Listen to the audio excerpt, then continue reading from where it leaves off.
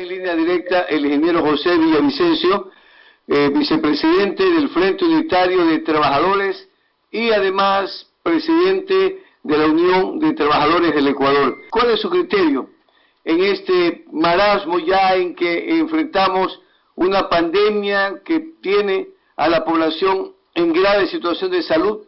En Quito nos solidarizamos con ustedes, Adelmar, ingeniero Villavicencio, particularmente la situación es grave, delicadísima, pero ya estamos con calendarios electorales y encima tenemos la pandemia de la corrupción que definitivamente tocó fuerte sobre el Instituto Ecuatoriano de Seguridad Social.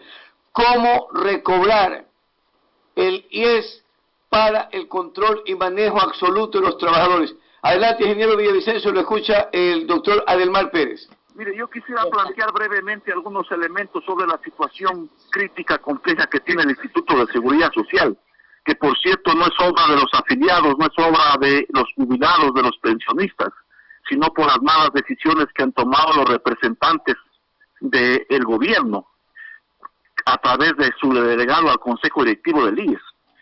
Entonces, entre ellos tenemos el tema de haber eliminado el 40%, el ajuste en el tema de las tasas de aportaciones. Entonces, en resumen, entre el 40% y la famosa resolución 501 que se aprobó en el 2015, el IES ha perdido alrededor de 9.000 millones de dólares, si es que tomamos en consideración o incluimos el tema de lucro cesante. Entonces, 9.000 millones de dólares en estas dos malas decisiones. Considerando que luego que la Corte Constitucional derogó la famosa Ley de Justicia Laboral, el gobierno del presidente Moreno todo el 2019 no ha cumplido con el 40%, solo venía entregando un 28%. Significa que al no entregar el 40% se afectaba alrededor de 500 millones de dólares. Pero adicionalmente, desde octubre a la fecha actual, desde octubre de 2019 a junio, julio 2020, el gobierno como tal no ha entregado ni un solo centavo por el tema del 40%. Significa una afectación de 900 millones de dólares más o menos por la no entrega de este recurso, y por eso es lo que se dice que está en riesgo el tema de las pensiones jubilares. El otro aspecto es evidente la deuda que ya la planteaba el doctor, que todavía no se tiene en números reales cuánto es la deuda, pero se dice de que bordean los 24.000 millones de dólares. Entre ellos más de 6.000 millones de dólares el tema de la deuda por salud, que en su momento, en el 2015, también quisieron eliminarla a través de pronunciamiento del entonces presidente del Consejo Directivo del IES, el señor Richard Espinosa. El otro aspecto es evidente que es el tema de los cotizantes, que tiene que ver con el tema de la pérdida de los empleos, tomando en consideración que el Instituto de Seguridad Social se sostiene en una buena parte con las aportaciones que se entregan los afiliados que tienen un trabajo con relación de dependencia o que también deciden dar el aporte individual. Pero durante los 10 años del correísmo se perdieron alrededor de 500.000 empleos, o pleno empleos que hoy se denominan. Y hoy en estos 100 más días de emergencia sanitaria, el IES ha perdido alrededor de 270.000 aportantes, empleos. Entonces es evidente que esto también le afecta. Y el otro aspecto adicional es el tema de la corrupción, que ustedes la conocen, corrupción en las compras de medicina, corrupción en el tema de los hospitales, sobreprecios en los negociados con las clínicas privadas en la época del señor González. Entonces es evidente que estas son las situaciones que hoy detienen al Instituto de Seguridad Social en estado de coma, si cabe el término. Y entonces, ¿qué es lo que va a suceder?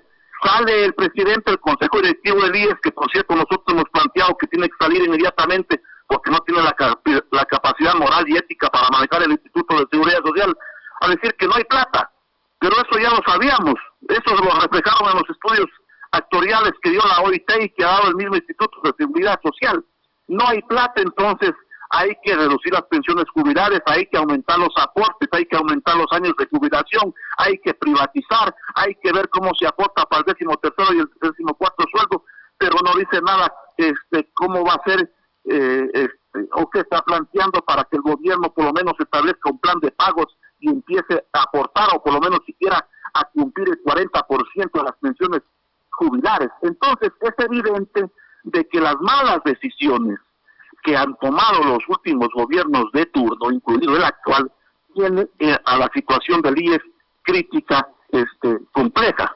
¿Qué hacer? Es evidente de que primero tiene que haber un consejo directivo del IES de manera legal, de manera tripartita como establece la ley. Lamentablemente la Asamblea Legislativa no ha reformado el artículo 28 desde marzo del 2016, y hay que recuperar el patrimonio, hay que recuperar esa autonomía, pero no en el discurso, sino en la práctica. Hay que hacer una auditoría integral de cómo se está manejando el tema administrativo, el tema económico, el tema de las inversiones. Caso contrario, es evidente que no va a cambiar esa realidad.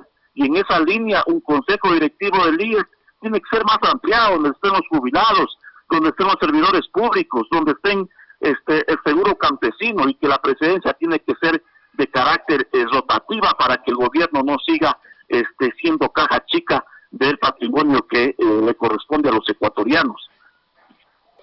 ¿Qué va a pasar con el seguro social si en estos momentos ha aumentado el desempleo y por lo tanto disminuyen los aportes? Porque si no estás afiliado no puedes aportar, y los aportes voluntarios tampoco se dan porque la gente no tiene dinero y el gobierno no quiere asumir la responsabilidad. Solamente toma el gobierno las decisiones, pero no asume la responsabilidad de los pagos. ¿Hacia dónde vamos, ingeniero José Villavicencio? Mire, es evidente de que hay que recuperar el patrimonio, y pasa por una reestructuración profunda, que lo decía Henry, porque el Consejo Directivo del IES no es que solo funcionan dos, sino que está de una manera ilegal. El de los empleadores está prorrogado desde el 2012, y que recientemente se principalizó el suplente. No sé si a él liquidarían el suplente del suplente, valga la redundancia. Segundo, la ley establece de que quienes están morosos no puedan ser parte del Consejo Directivo del IES. ¿Y cuál es el principal moroso sobre el tema del patrimonio de los ecuatorianos? El Estado, que lo representa el gobierno como tal, entonces no podría tener la presidencia. Y en esa línea también, en el BIES que planteaba el doctor, es evidente, están siendo juez y parte. Y entonces, ¿quién está tomando las decisiones? Es el gobierno, no los 3.700.000 más menos afiliados que somos los verdaderos dueños del Instituto de Seguridad Social. Entonces, tanto el IES se ha manejado, y el BIES de una manera política, no de una manera responsable, no de una manera técnica. En el tema del BIES, malas inversiones. Han entregado créditos incumpliendo los procedimientos, incumpliendo la norma, créditos sin requisitos necesarios, y han entregado créditos por alrededor de 400 millones de dólares a gente que no cumple los requisitos. Entre ellos, no nos olvidemos a la expresidenta de la Asamblea, que recibió un crédito por $200,000. Entonces es evidente de que ha habido un manejo tanto del IES como del BIES de una manera política y no técnica, y entonces hoy el gobierno resulta que es juez y parte, y entonces es evidente que así no se puede continuar. En esa línea, entonces, el ejemplo de la tienda que planteaba el doctor y el mismo gobierno es un ejemplo iluso, por decirlo menos. No vamos a comparar la deuda de la tienda con lo que el Estado como tal le ha pagado al Fondo Monetario Internacional, a las multilaterales, solo en el tema de intereses, de que ya sobrepasan el mismo capital. Entonces, ese ejemplo es iluso, por decirlo menos, comparar la deuda de la tienda con el tema de la deuda que ha preferido pagar el gobierno a través de las multilaterales y del Fondo Monetario Internacional. Entonces, hoy apuntan de que se van a comer las pocas reservas que tiene el Instituto de Seguridad Social. Entonces, hay que tomar en consideración y tomar en cuenta un elemento. El gobierno tiene una política de desprestigio ante las instituciones públicas.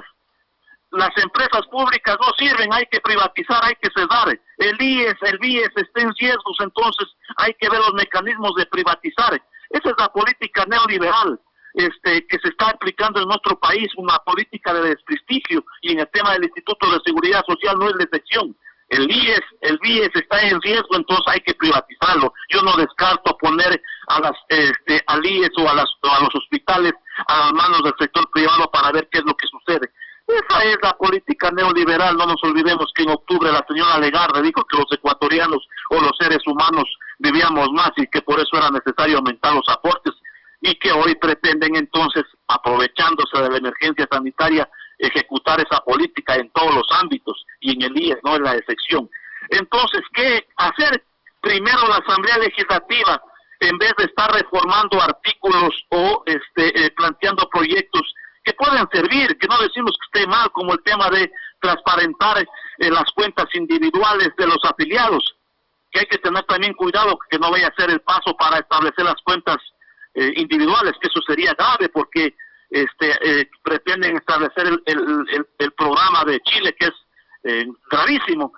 Pero en vez de estar planteando transparentar las cuentas, que puede estar bien, y otros elementos, es necesario de que reformen el artículo 28, que ya no lo han hecho desde marzo. Eso es lo fundamental para que el Consejo Directivo del IES pueda actuar de una manera tripartita, como establece la misma norma, tripartita y paritaria, y entonces eso es fundamental. Y luego entonces también reestructurar el IES, porque no puede ser el Estado juez o el gobierno juez y parte, y nosotros en esa línea hemos presentado los proyectos a la Asamblea Legislativa, pero también decimos el IES tiene salida sin meterle la mano a los afiliados, jubilados y pensionistas, sí, y nosotros hemos presentado una propuesta de crear un fondo común sobre las reservas, sobre los activos que hoy tiene el IES, y en esa línea estaríamos recuperando a nuestro patrimonio.